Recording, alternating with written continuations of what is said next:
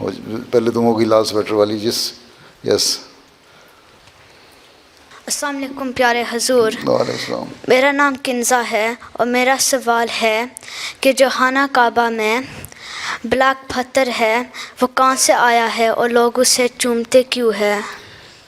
وہ آیا ہے جیسے پتھر ہیں یہ گرے آسمان سے، میٹیورز ہوتے ہیں نا، وہ اترے گرے، یہی کہا جاتا ہے کہ ان میں سے ایک پتھر تھا.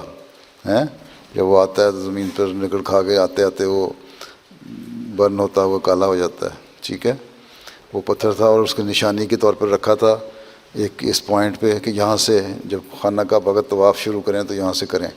ٹھیک ہے، وہ ایک نشانی کے طور پر لگایا، اور عموماً پتھر وہ آسمان سے گرا تھا مٹی، اور میں سے یہی کہا جاتا ہے. ٹھیک ہے، اور پتھر چومتے کیوں ہیں؟ اس لیے کہ اس کی ایک نشانی ہے، اور اللہ تعالیٰ کی یاد دلاتا ہے کہ اللہ تعالیٰ نے خاص طور پہ اس نشانی کو بھیجا. باقی پتھر بھی یہی کہا جاتا ہے کہ بعض اکثریت پتھروں کی آسمان سے گری، لیکن اس کی ایک نشانی تھی، بات یہی ہے. اور پھر حضرت صلی اللہ علیہ وسلم نے اس کو چوما تاکہ وہاں سے شروع ہو، اور اللہ تعالیٰ کی یاد میں.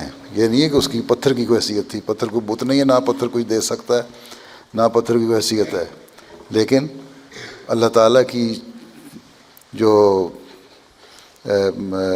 قوت اور طاقت ہے اور اللہ تعالیٰ کی ہستی ہے، اس کا ایک نشان ظاہر ہوتا ہے.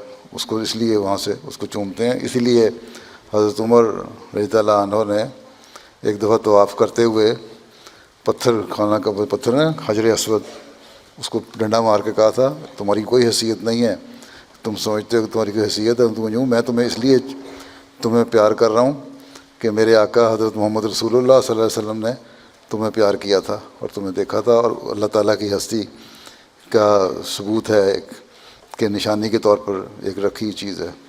اس لیے تو سنت ہے، اس لیے ہم چومتے ہیں کہ آن وسلم نے اس کو چوما، اور آن وسلم نے اس لیے چوما کہ خدا تعالیٰ کی شان کا اظہار کبھی اس وقت اس پہ ہوا ہوگا اس وقت. ٹھیک ہے، باقی پتھر کی کوئی حیثیت ہے، ہم پتھر کو نہیں چومتے، لیکن اللہ تعالیٰ کے حکم کی وجہ سے اس کو چومتے ہیں، اور اس وجہ سے کہ اللہ تعالیٰ کے سب سے پیارے نبی صلی اللہ علیہ وسلم نے اس کو چوما.